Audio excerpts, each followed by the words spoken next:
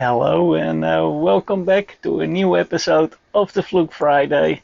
And today we have a Fluke ScopeMeter 91, the Series 2, and that was the one I missed. And maybe you noticed I have a new cap, no disclaimer. This is original Fluke, and it was sent to me by a viewer, and this viewer actually worked at Philips Fluke in that time. So it actually says ScopeMeter, and here it actually says ScopeMeter Series 2. And I didn't show you the Series 2 for real. And so I thought, okay, now I have this. And it is sent by Richard Bijlard. And he was product manager at the time at Philips in Almelo, just before the Alliance, and then they moved again to Eindhoven. If you have one of the first service manuals, then there is a very big chance that Richard made those. So thank you very much, Richard. And let's have a closer look. So this is the first ScopeMeter, the first series. And it still has the Philips prefix, the PM. And this is one of the highest model of that series, the 97. And I think in this series only the highest numbers had the backlighting. So the 97 here has the backlight, and the lower numbers they don't. Here it is broken. If you look at the second series, this is the one that we're gonna have a closer look at. It has the same greenish display, not yet with the white backlighting, but this is then the most simple, and it didn't exist here yet. It is the 91, and it only has one connection. Well, I haven't actually have a closer look at it, so we need to check if everything still works. And it is, well, really dirty, the bumper is damaged, but still, it is there. And here we see that even the 91, the lowest model, already has the backlight, and I think it even works on this one, so we can check that out.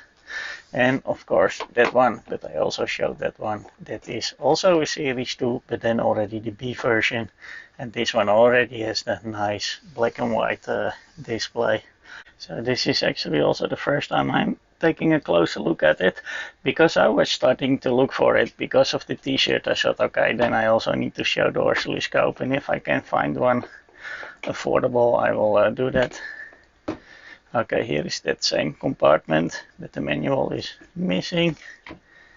Well, this can absolutely use some cleaning. Same greenish display. It is a little bit dirty, hopefully not too scratched. And yeah, it looks funny just to have one connection. It's also a little bit bent like inside, so hopefully it's not really broken. Infrared, again the same power plug, very deep. Battery compartment, and this one is made in Holland, and I mean the Netherlands. Well, this one actually came with the power adapter, and it is 18 volts but 300 milliamps, so that means it will charge really slow. It is the same adapter as you find on the Series 1. I think the B series and up, they already have an adapter that can do 1.5 amps, because also the type of batteries that were used, rechargeable batteries, could have a better charge than these older ones. Here you can see the plug is very long, and it starts here. Also this plastic is also very thin, so a normal plug won't fit. And the trick that I found was finding also a plug with a long metal, but also with the plastic very thin. So almost only these gray ones fit. And of course the original, but these cost a fortune, these chargers. So let's power it up.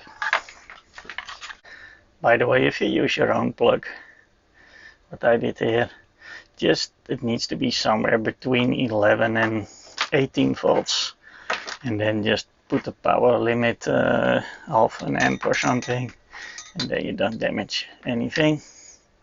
Here I'm gonna use the original plug. I will put some shrink around this, and let's power it up. Yes, it powers up. Okay. Just like I explained also in the other video, this greenish display is actually not necessarily that clear. I see the contrast is selected, so I can change a little bit the contrast. But on the camera it looks a lot better than with the naked eye. So I will look through the camera.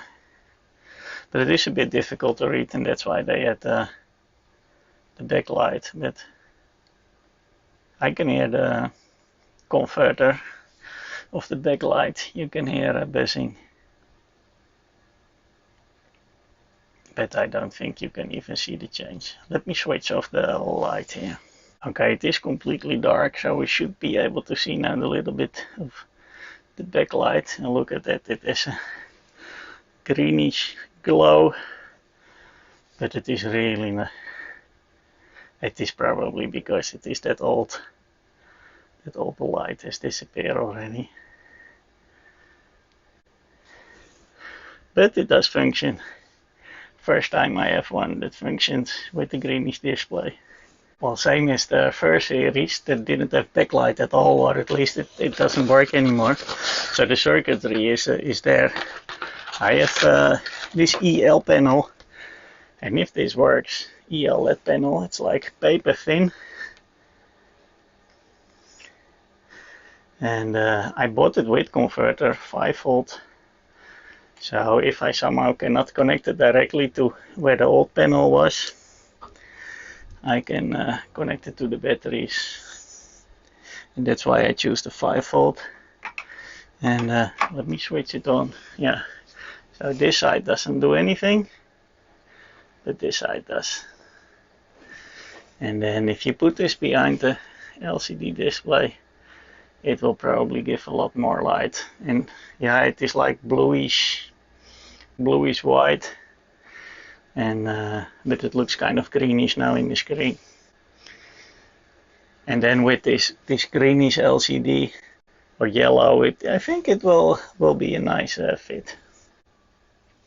So just like the other ones, except for the 1, 2, 3, the 120 series, this one has a separate meter mode and separate scope mode, and we should be able to measure things. Let's see if it's still correct. I think this is good. If I do ohms, I can use the banana jacks are being used as inputs now. So they explain very well, okay, now you need to use this and not this one. Okay. Well, let me get the DMM Check Plus again. On the DMM Check Plus here I have 1% resistors. So let's have a look if that functions. This should be 100 ohms. Well, that is within 1%. 1K. That one was spot on. And even here it is. Look at that. Then 10K.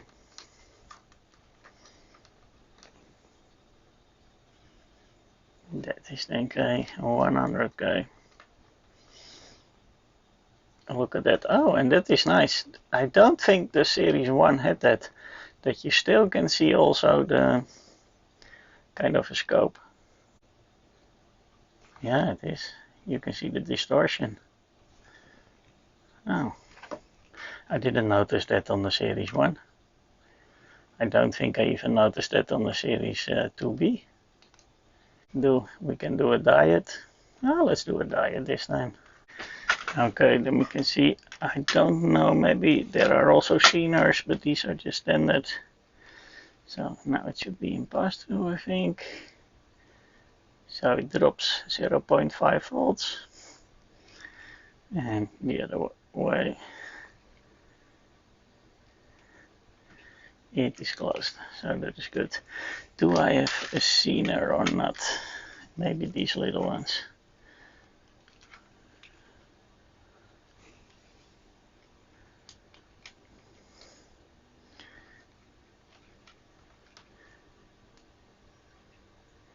No, also normal.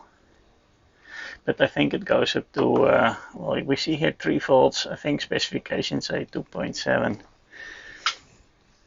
Okay, that works. If I say meter, the B and C jack, but if I say millivolts, I think we can use the bananas. And I like that the scope is here. I will get that other meter because I really don't remember seeing that there. No, indeed, it doesn't show that in the meter mode. It is really only meter. And here we can see the scope combined, so that is another difference between the two. This looks very cool. And what about the newer, the later? Here you go. Because I also don't remember seeing it here.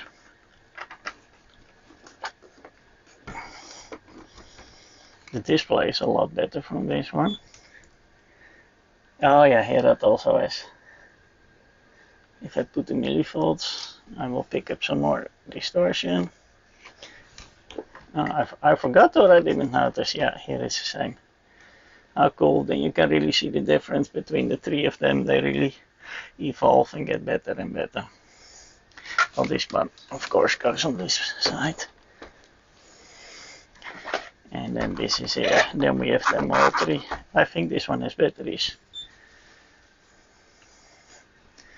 Maybe if I, like this, they both pick up noise. Yeah. Super easy to read, but not a combined function between the scope and the meter. And here you have a perfect combination. Of course, this one also has the, how do I go in scope mode with this one?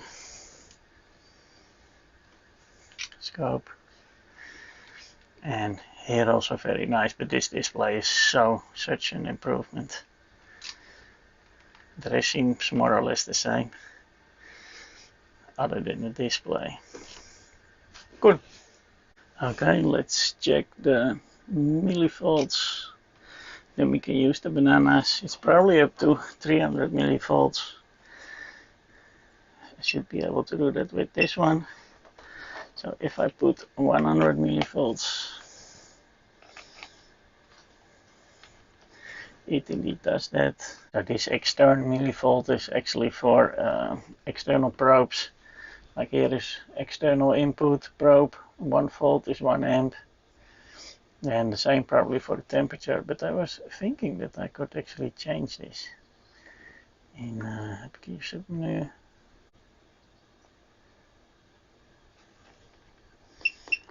Well, I can still do the voltages, but then it will just think it's amps, but it aligns.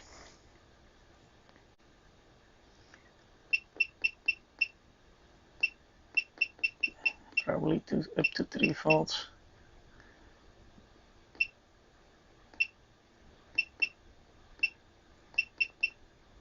No. Okay, I get it now.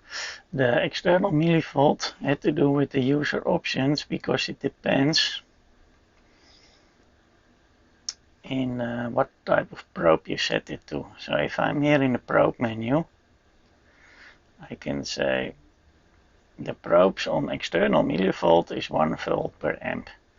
So if I say, okay, I like to change that, 1 millivolt per Celsius, or I have another probe, but I can also say it's just 1 to 1 volts. And then it will give us the correct value. Close, close. And now it just says, okay, you have 3 volts DC. And that's exactly what we have. So it's a multifunction. The external millivolt depends where you set it to, and then it will display something else. Okay, interesting. Okay, DMM check plus, just for the DC. What if I switch it over now to AC? It should be 5 volt exactly. And yes, it switches over 5 volt 4.96, and it even says it's 99.9 Hertz. So we have now everything in the screen, and we even have the scope in the bottom. We can see what it looks like. And what if I move the, let's put a higher frequency. I think we go to 10K now. Yeah, 10K, still 4.99. So the RMS really works up to the higher frequencies also. That is nice. And you can see in the screen again. I like that. Let's put some signals for the scope mode.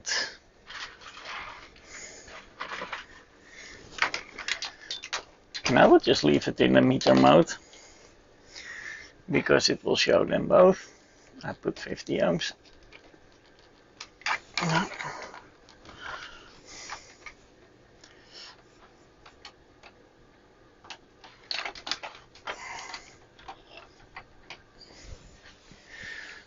Let's put frequency 100K and output on, and plop, it's there immediately. It is fast. The auto mode works really well.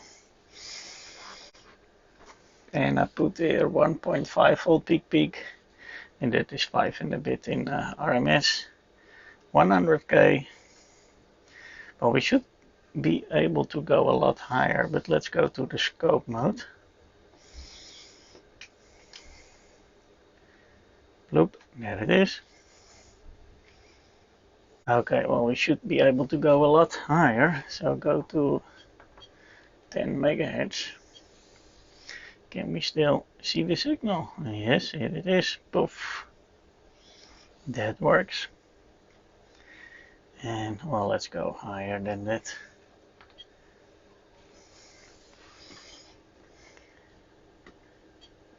$20, 20, 30, 40, 50 megahertz. It is doing what it's supposed to do. 50, 60 even. And this generator does not go higher.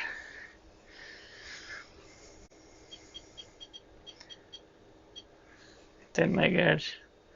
Poof. 10 megahertz where also no problem. 20. It becomes a little bit less. A square already at 20 megahertz, but that is in the end is normal. Doesn't seem to, the button doesn't work to zoom in. I can zoom out, but I need to probably clean that button. I'm trying to go to a lower time, but no.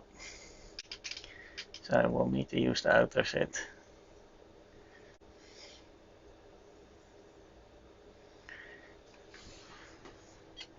$20, 30, yeah, it becomes round. That is normal. Let's get a triangle or something. Ramp. Yes, a ramp we have.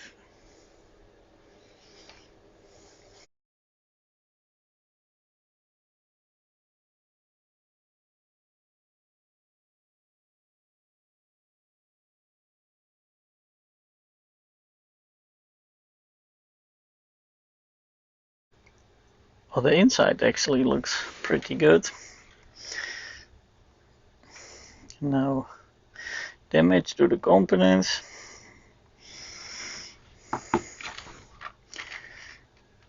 Here, the oscilloscope side. Behind here, You can see also there is a little relay there. It's for the oscilloscope to switch through the ranges. But I want to have a look here at the buttons, because for the time I can only go up but not down, so there is some dirt here, or yeah. And I saw another video that this display is actually with these clamps. It's stuck to the board, and underneath there you have that LED panel, so we can also have a look at that.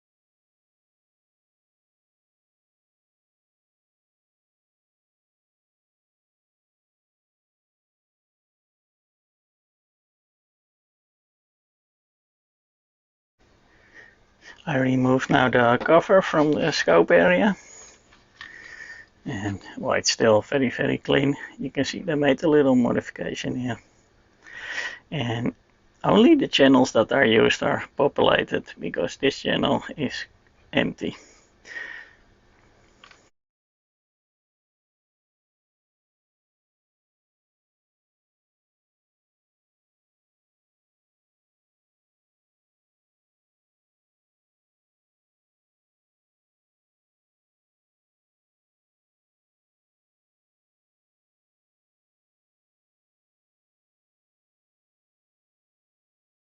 So I was able to clean it also inside. The buttons look a lot more shiny. I like that. The display also, I was able to remove some of the scratches from the screen, and well, it looks just better. So on the top, the only thing I could not fix is that it seems that maybe one wire is missing from, because this button doesn't work, this button doesn't work, this does, this also to move, moving back also not. So maybe in the matrix of the keyboard something is missing. This seems to work, up, down works, voltage works. So I need to have a look. I already checked with the lamp also, but I couldn't find it. Just the only thing is these two. So that was it, the Fluke ScopeMeter Series 2, the 91, and that was missing in the other video. So here it is. Thank you for Richard for the outfit, matching, perfect. Hope you enjoyed that. Thank you for watching, and hope to see you next time.